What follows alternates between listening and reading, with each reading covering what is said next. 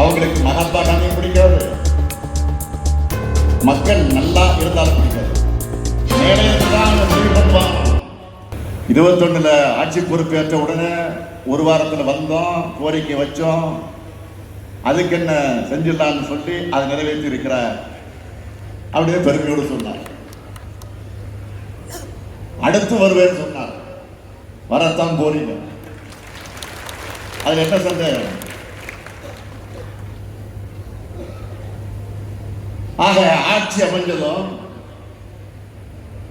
வரிசையா திறப்பு விழாக்கான பல பணிகளுக்கு நாம் இப்ப அடிக்க நாட்டியிருக்கிறோம். மீண்டும் சிவகங்கைக்கு வந்து நிச்சயம் அதையெல்லாம் திறந்து வைப்பேன். நம்ம அரசோட திட்டமிட்ட செயல்பாடுகளால தமிழ்நாடு வளர்ந்திருக்கிறதுன்னு சொன்னா அது நான் சொல்லுகிற கற்பனை புள்ளி விவரங்கள்ல, அதையெல்லாம் ஒன்றிய அரசு சொல்லுகிற புள்ளி விவரங்கள் தான். அவங்க அறிக்கையை மேற்கோள் காட்டித்தான் சொல்றேன். தமிழ்நாட்டோட வளர்ச்சியை விமர்சிக்கக்கூடிய ஆளுநர் அவர்கள் ஒன்றிய அரசு தான் போய் கேள்வி கேட்கணும். அதுதான் இன்றைக்கு இருக்கக்கூடிய நிலை.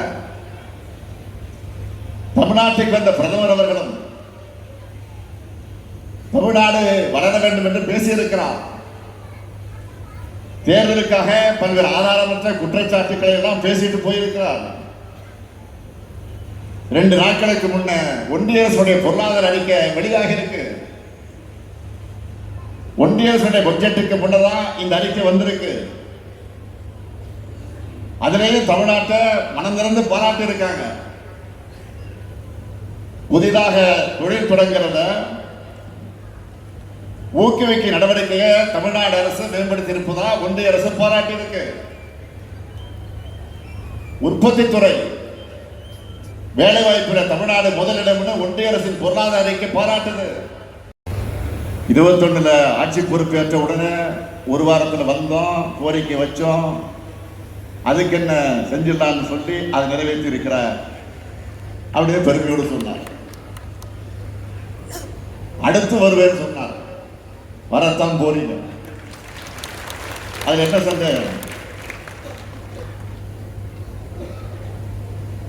ஆக ஆட்சி அமைஞ்சதும் வரிசையா திறப்பு விழாக்கான பல பணிகளுக்கு நாம் இப்ப அடிக்க நாட்டியிருக்கிறோம். மீண்டும் சிவகங்கைக்கு வந்து நிச்சயம் அதையெல்லாம் திறந்து வைப்பேன். நம்ம அரசோட திட்டமிட்ட செயல்பாடுகளால தமிழ்நாடு வளர்ந்திருக்கிறதுன்னு சொன்னா அது நான் சொல்லுகிற கற்பனை புள்ளி விவரங்கள்ல, அதையெல்லாம் ஒன்றிய அரசு சொல்லுகிற புள்ளி விவரங்கள் தான். அவங்க அறிக்கையை மேற்கோள் காட்டித்தான் சொல்றேன். தமிழ்நாட்டோட வளர்ச்சியை விமர்சிக்கக்கூடிய ஆளுநர் அவர்கள் ஒன்றிய அரசு தான் போய் கேள்வி கேட்கணும். அதுதான் இன்றைக்கு இருக்கக்கூடிய நிலை. தமிழ்நாட்டுக்கு வந்த பிரதமர் அவர்களும் தமிழ்நாடு வளர வேண்டும் என்று பேசியிருக்கிறார். தேர்தலுக்காக பல்வேறு ஆதாரமற்ற குற்றச்சாட்டுக்களை எல்லாம் பேசிட்டு போயிருக்கிறார். 2 நாட்களுக்கு முன்ன ஒன்றிய அரசுடைய பொருளாதார அறிக்கை வெளியாக இருக்கு.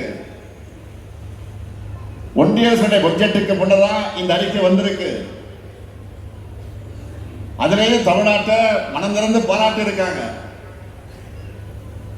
புதிதாக தொழில் தொடங்கிறத ஊக்குவிக்க நடவடிக்கையை தமிழ்நாடு அரசு மேம்படுத்தி இருப்பதா ஒன்றிய அரசு பாராட்டி இருக்கு.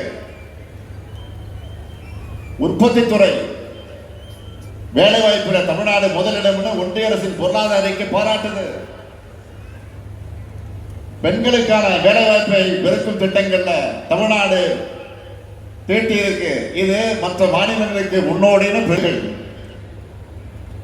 வேறு மாநிலத்தில் போயிடுச்சுன்னு குற்றஞ்சாட்டி ஆளுநர்கள் குற்றஞ்சாட்டி வரக்கூடிய நிலையில்தான் ஒன்றிய அரசு அறிக்கை தமிழ்நாட்டை இன்றைக்கு பாராட்டி இருக்கு. சிவகங்கை கிராமங்கள் நிறைந்த மாவட்டம். உங்ககிட்ட ஒரு முக்கியமான விஷயத்தை பற்றி சொல்ல விரும்புகிறேன். கிராமப்புற பொருளாதாரத்தோட முதுகெலும்பா இருந்து வந்த மகாத்மா காந்தி பெயரில் அமைந்துள்ள 100 நாள் வேலை திட்டத்தை ஒன்றிய பாஜக அரசு காலி பண்ணிட்டு வேற பேர்ல புது திட்டத்தை கொண்டு வந்திருக்காங்க. நீங்க எல்லாருமே கேள்விப்பட்டிருப்பீங்க.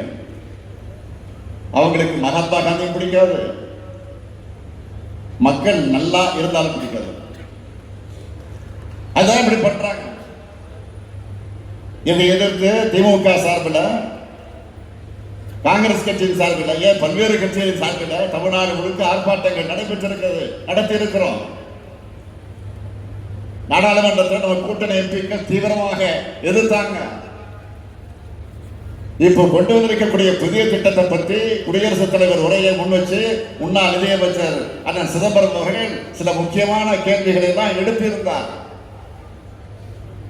குடியரசுத் தலைவர் உரைனா அது பாஜக அரசினுடைய உரைதான். அவங்களை நோக்கித்தான் இந்த கேள்வி. ஏற்கனவே நடைமுறையில் இருக்கக்கூடிய 100 நாள் திட்டத்திலேயே 50 நாள் கூட ஒன்றிய பாஜக அரசு ஒழுங்கா வேலை கொடுக்கிறது இல்லை. ஏன்னா அதுக்கான நிதியை ஒழுங்கா விடுவிக்கிறது இல்லை. இந்த நிலையில 50 நாள் எப்படி மேஜிக் மாதிரி 120 நாட்களாக உயரும்? ஒன்றிய அரசு இந்த திட்டத்துக்கு 2.5 மடங்கு கூடுதல் நிதி அளிக்க தயாரா இருக்கா? 120 நாள் அப்படின்னு ஒன்றிய பாஜக அரசு சொல்லி இருப்பதற்கு எந்த கேரண்டியும் கொடுக்கல. அது வெறும் மாயதான். சொல்றதான் சொல்றீங்க. அது எதுக்கு வெறும் 125 நாள் நிறுத்திட்டீங்க? 120 நாளுக்கு பதிலாக 325 நாள் வேலை கூட குருடா விடலாம? அவருக்கே ஒரு நகைச்சுவையோடு ஆழமான கேள்விகளை எழுப்பியிருக்கிறார். 100 நாள் வேலை திட்டம் என்று சொல்லக்கூடிய மகாத்மா காந்தி தேசிய வேலை திட்டத்தில்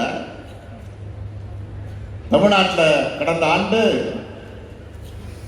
நாம் கணக்கு போட்டு பார்த்தா 65 லட்சம் குடும்பங்கள் பயனடைந்திருக்கிறாங்க. ஆண்டுக்கு 10,000 கோடியிலிருந்து 12,000 கோடி வரை கிராமப்புற மக்களுக்கு ஊதியம் வழங்கப்பட்டிருக்கு. ஆனா இப்போ அவங்க கொண்டு வந்திருக்கக்கூடிய புதிய திட்டத்தில் இதுல பாதி வர்றது சந்தேகம்தான். வேலை நாட்களையும் நாம முடிவு பண்ண முடியாது. மேலே இருந்துதான் அவங்க முடிவு பண்ணுவாங்க. போதாக்குறைக்கு இனி மாநிலங்கள் 40 விழுக்காடு நிதியை வழங்க வேண்டும் என்று புது திட்டத்தில் நம்ம மேல பெரிய தாக்குதலை கொடுத்திருக்காங்க. ஒன்றிய பாஜக அரசு தன்னுடைய கடமையிலிருந்து நழுவி ஓடுது. கிராமப்புற மக்களை மொத்தமா கை கழுவி விடுது.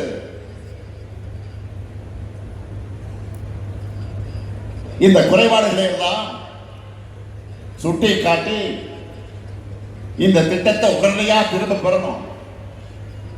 மறுபடியும் பழைய திட்டத்தை மகாத்மா காந்தி பேரிலேயே தொடர வேண்டும் என்று சட்டமன்றத்தில் நாம தீர்மானம் போட்டிருக்கிறோம். மக்களின் குரலுக்கு ஒன்றிய பாஜக அரசு கட்டாயம் செவி சாய்க்கணும். இல்லைன்னா 3 வேளாண் சட்டங்கள், சாதிவாரி மக்கள் தொகை கணக்கெடுப்பு போல இதிலேயும் மக்கள் துணையோடு உங்கள் முடிவை வாபஸ் பெற வைப்போம். தமிழ்நாட்டுக்காக குரல் கொடுக்க முடியாத 10 தோல்வி பழனிசாமி அவர்கள் நம்ம அரசு செஞ்சிட்டு இருக்கக்கூடிய திட்டங்களை காப்பி அடிச்ச புதிய வாக்குறுதி என்ன அள்ளி வீசிட்டு இருக்காரு. இப்போ அவர் ஆட்சிக்கு வர போறது அது வேறு விஷயம். அப்படியே நேரத்தை வச்சுட்டு இருக்கான்னு தெரியல. ஏற்கனவே அதிமுக தேர்தல் அறிக்கையில சொன்ன எந்த வாக்குறுதியும் தன்னுடைய ஆட்சி காலத்தில் அவர் நிறைவேற்றல. 2011 அதிமுக தேர்தல் அறிக்கையில என்ன சொன்னாங்க தெரியுமா? 2011 சென்னை முதல் கன்னியாகுமரி வரை கடலோர சாலை திட்டம்னு சொன்னாங்க, செஞ்சாங்களா? தென் தமிழ்நாட்டில் ஏரோ பார்க்னு சொன்னாங்களே, செஞ்சாங்களா? 58 வயசு மேற்பட்டவங்களுக்கெல்லாம் இலவச பஸ் பாஸ் சொன்னாங்க, அதை பத்தி வாயதற்காக தான் இப்போ அடுத்த செட் பொய்ய வாக்குறுதியை வழங்கியிருக்காங்க. 2016 அதிமுக தேர்தல் அறிக்கையில சொன்னதாவது பழனிசாமி நினைவில் இருக்கா? அனைத்து ரேஷன் அட்டைதாரர்களுக்கும் செல்போன் வழங்கப்பட்டு சொன்னீங்களா? எங்க அந்த போன்? பேருந்து நிலையங்கள், பெரிய பேருந்து நிலையங்கள், வணிக வளாகங்கள், பூங்காக்கள் போன்ற பொது இடங்கள்ல இலவச வைஃபை சொன்னாங்க. பிறகு அதை பத்தி பேச்சு மூச்சு இல்லையே. அனைத்து ஊராட்சிகள்லையும் அம்மா இருசக்கர வாகன பழுதுபார்ப்பு பயிற்சி மையம் உருவாக்கப்படுது சொன்னாங்க. சொன்ன அவங்களுக்கே அது இப்போ மறந்து போச்சு. அதிமுக ஆட்சியோ பழனிசாமி அவர்களோ எப்பவுமே சொன்னதை செய்ய மாட்டாங்கன்னு மக்களுக்கு எல்லாம் தெரியும்.